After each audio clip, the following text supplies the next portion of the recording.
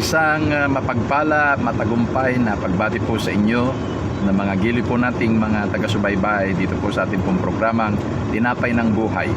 Ito muli po ang inyong kapatid, kaibigan, kamanggagawa, si Bishop Vic Rabara, nag-aanyaya ng ganitong oras tanghali mula Lunes hanggang Biyernes na tayo po ay magsama-sama sa ilang minuto na pagbubulay-bulay sa salita ng Panginoon.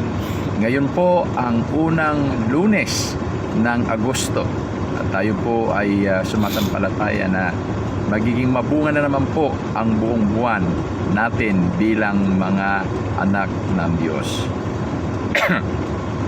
Dito sa Book of Acts chapter 4 verses 32 hanggang 35, ganito po ang ating mababasa. Acts chapter 4 verses 32 to 35. Now the full numbers of those who believed were of one heart and soul, and no one said that any of the things that belonged to him was his own, but they had everything in common. And with great power the apostles were giving their testimony to the resurrection of the Lord Jesus, and great grace was upon them all. There was not a needy person among them, for as many as were owners of lands or houses sold them and brought the proceeds of what was sold and laid it at the apostles' feet, and it was distributed to each as any had need. Yung pong gospel ng Luke at saka ng Book of Acts ay isa lamang po ang author or writer, at siya po si Dr. Luke. Kung saan po nagtapos po yung gospel ni Luke, doon naman po nagpasimula yung pong Book of Acts.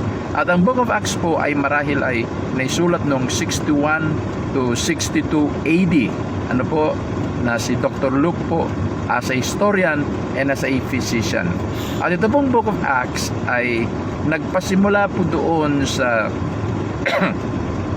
sa mga istorya na kung saan po ay yung ascension ni Jesus Christ, tapos po yung pong Day of Pentecost, yung pagdami po ng mga Christians, and then hindi po naglaon at tumagal, ay nag-shift po ang attention at napunta na po kay Apostle Paul sa kanyang missionary journey sa Gentiles. At kita po natin na dumami na po ang mga churches being planted not only in Jerusalem but in Judea, Samaria, and to the uttermost part of the earth, Mediterranean. Dito po sa ating binasa ay kalagayan po ng mga early church. Napansin po ninyo, napakaganda yung description po ni Dr. Luke. Ang sabi, they were with one heart, one soul, and no one said that any of things that belonged to him was his own, but they had everything in common. Napakaganda nung early church na kung saan po ay makikita natin yung pagtutulungan po nila. Ang pag-aari ng isa ay nagiging blessing sa iba. Nagkaroon po silang tinatawag na communal living. Base po sa mga New Testament scholars, dalawang dahilan kung bakit po ganun. Number one, na yung early church po, they believe na yung pagbabalik ni Jesus Christ was immediate, o dili kaya ay talagang it's very soon. At kumbaga sa ano yung properties nila para mapakinabangan, magamit sa evangelization, kay binebenta po nila, ari-arian nila, at yung pong mga benta ay dinadala nila sa mga apostles, at yung mga apostles naman po ang siyang nagdi-distribute sa mga miyembro, sa mga kapatiran na may pangangailangan.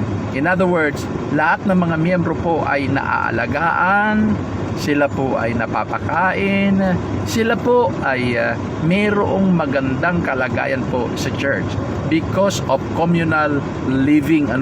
Pangalawa na dahilan kung bakit ganun ang nangyari, hindi lamang yung paniniwala nila yung pagbabalik ni Jesus ay nalalapit na. Pangalawa, because of the motivation of love, yung pagmamahal nila bilang isang spiritual family, at dapat na magmahalan sila bilang mga magkakapatid. Ano po? Na yun ang mas mabigat na reason kung bakit yung mayayaman ay binebenta nilang kanilang ari-arian, ibigay sa mga apostol, at ang mga apostol po ay i-contribute, i-share sa mga walang-wala naman na mga kapatiran po natin. Having said this, sa narrative na ito, ay nais ko lamang pong magbigay ng application po sa panahon natin ngayon. Alam po natin na matagal lang sinasabi na malapit ng pagbabalik ng ating Panginoon. Hindi po natin alam kung kailan, pero tayo na tumanggap kay Jesus as Lord and Savior, the issue about salvation has been settled down nung tayo tumanggap. At yung pagbabalik niya ay hinihintay lang po natin.